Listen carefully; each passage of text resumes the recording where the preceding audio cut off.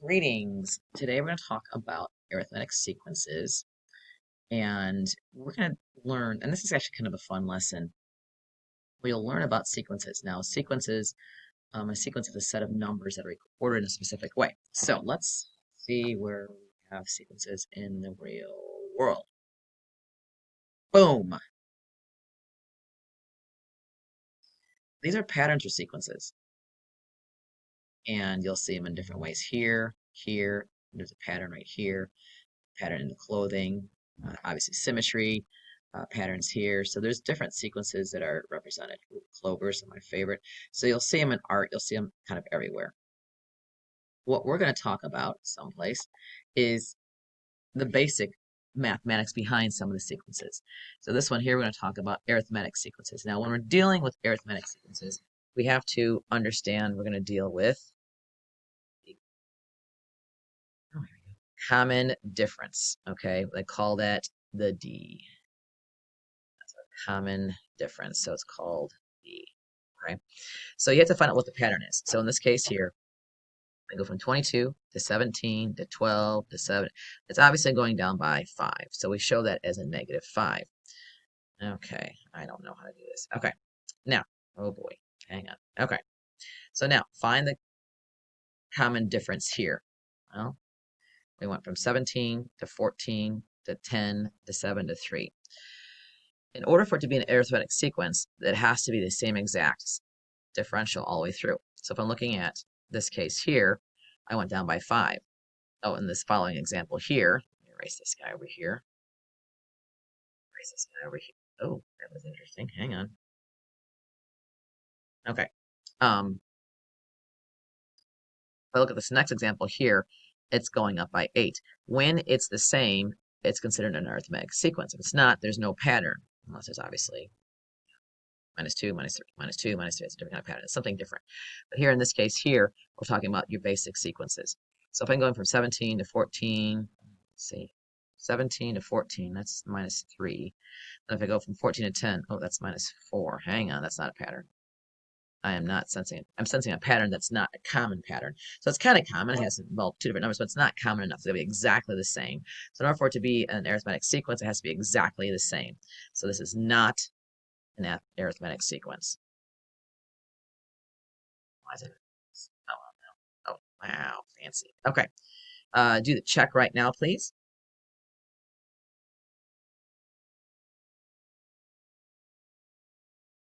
Hopefully you hit pause and do the check. If not, the computer will self-destruct. Okay, just kidding. Here we go.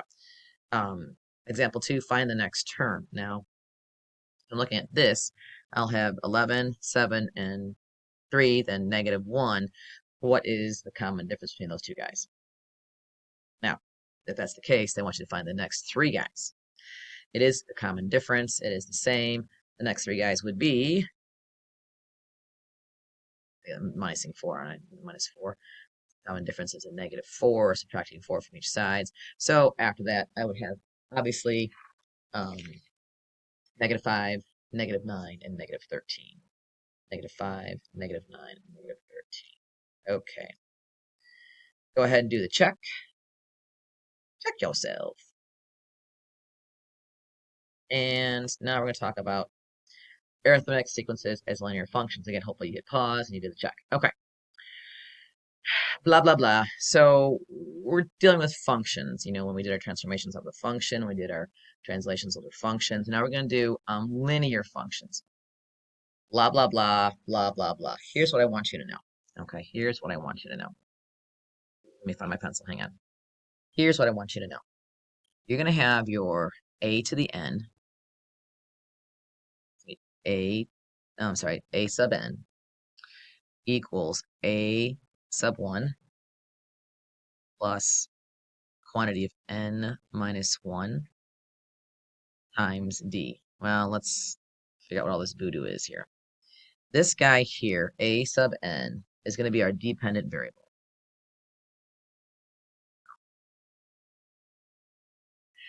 That is what our output's going to be. What are we looking for? What's going to be that resulting thing we're trying to find?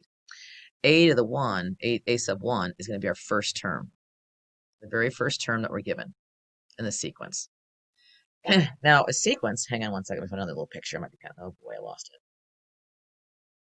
Well, this is getting your ducks in a row. So this is like the first guy in the sequence here. And this is the second guy. Oh, here we go. This might work out kind of fun. So looking at a sequence here. Gosh. Oh boy, here we go. Okay, good. I lost it.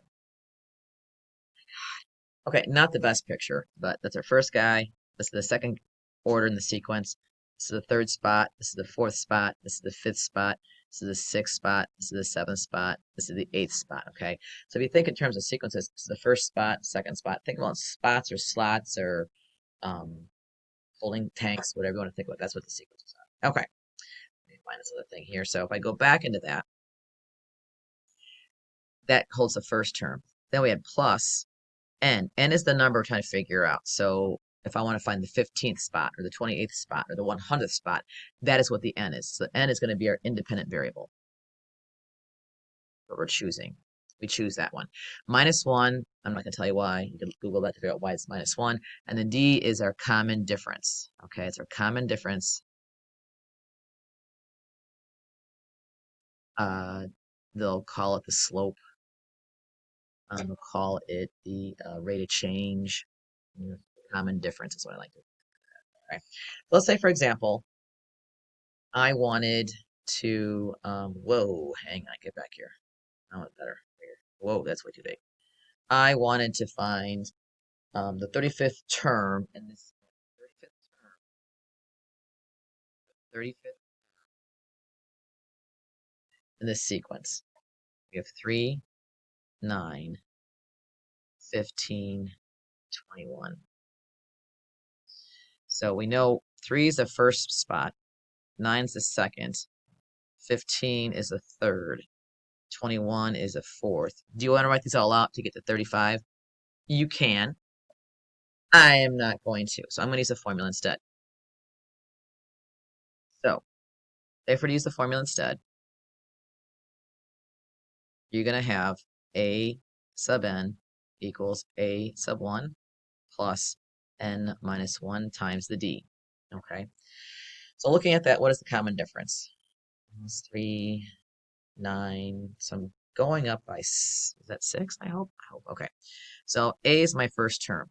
A is a 3 plus n minus 1. Well, I said the 35th position, right? I don't know what the 35th duck is, so to speak. Minus 1 times our common difference. Oh, what's our common difference? Jeez, why does that do that? I'm using a new tool here. Oh, okay, interesting. Oh, God. Sorry, guys. The D is 6. Positive 6? Yes, positive 6. Okay, go ahead and do the math on that, and then write your answer out.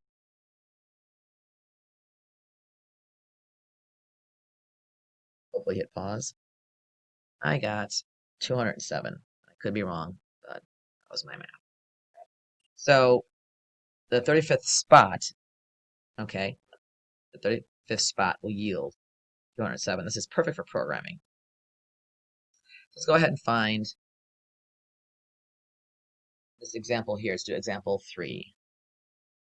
So here's my arithmetic sequence. -4, -1, 2, and 5. Okay, let's write an equation. Okay, so a to the n, always write this out, equals a sub n equals a sub 1 plus n minus 1 times the common difference. It appears to me that the common difference is plus 3. Then here, plus 3, plus 3, plus 3. So it looks like it's plus 3. So my common difference is 3. My first term is -4 plus 3. What did I just do there? Plus my n, which is the, sorry, I need to read it further. I want the 16th term.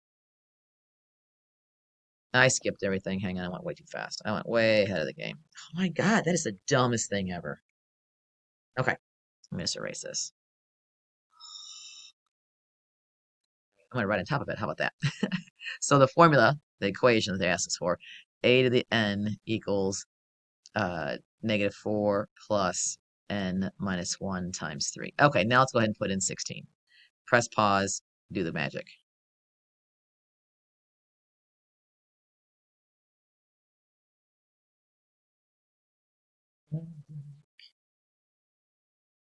I got 41. Now, what does that mean? Hopefully press pause. Better press pause. Okay, hang on one second. Let me write this all out. What this means is that in all these slots, we look at all these different slots here. The first slot we have -4. The second slot we have -1. The third slot we have 2. So I'm just not making this up. I'm looking right up here, right? The next slot we have 5. As we go all the way through this, okay, as we go all the way through this, next is 8, 11, 14, 17, 20, 23, 26, 29, 32, 35, 38, and we end with 41. So that means that in the 16th slot, you'll find the number 41 running this function. Go ahead and, oh, geez Louise. Go ahead and do the check right there. Okay, before you do the check, I want you to know one thing. Here you're given your time in minutes and seconds. You have to convert that all to seconds. And you may use a calculator. Okay, Laniqua opened a savings account to save money for a trip to Spain. Blah, blah, blah. She needs to save $1,600. She opened an account with $525. Every month, she adds the same amount of money from her after school job. From her bank statement, she could write a function. Now, they want you to write a function. Okay, fine. So we start off with a certain amount of money, and then she has $500. So you could see she had $690 before, then she bought some stuff. Now she has, most recent amount is $525. Now she wants to go to Spain. Okay, we want to go to Spain. So what are we doing each month? Well, she has $525, then $580, then $635, then okie dokie. Looks like, oh, hang on, I apologize, I read this wrong. She started off with $525, then she adds up all the way through. Okay, so that's her current balance is $690. So she started off at $525, she's going up $690. So let's say she was on a shopping spree. She didn't go on a shopping spree, she was on a saving spree. So you have to read it. So Doc M didn't read the dates. Look at the dates. We started off at 12/8/2018 and went up to 2019. So here we have the steps. Find the common difference first. Well, she's saving $55 a month. Yes, it's plus 55. Now they want you to write the formula for the term. So we could just simply write the formula. Go ahead and write that down. Okay, so they give us but we have the formula. We put in what we know. We know we had $580 is what we're starting off with. It's the balance after month 1. And then, okay, I got distracted there. I'm not sure where I left off at, but here's what our resulting answer is going to be after you distribute and all of the fun stuff. That's our formula. If you want to find out how many months it is, we take the 1600 and put that in there. I did the quick math, and it's 19.5 months. So she ain't going to Spain anytime soon. But at least she's saving it. At least she's doing her part. Now, they want you to put that on the graph.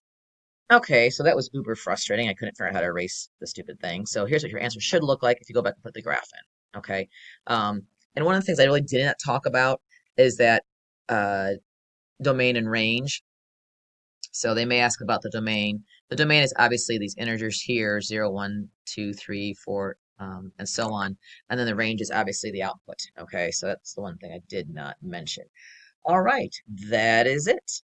Thank you for dealing with me in this new, I don't like this thing.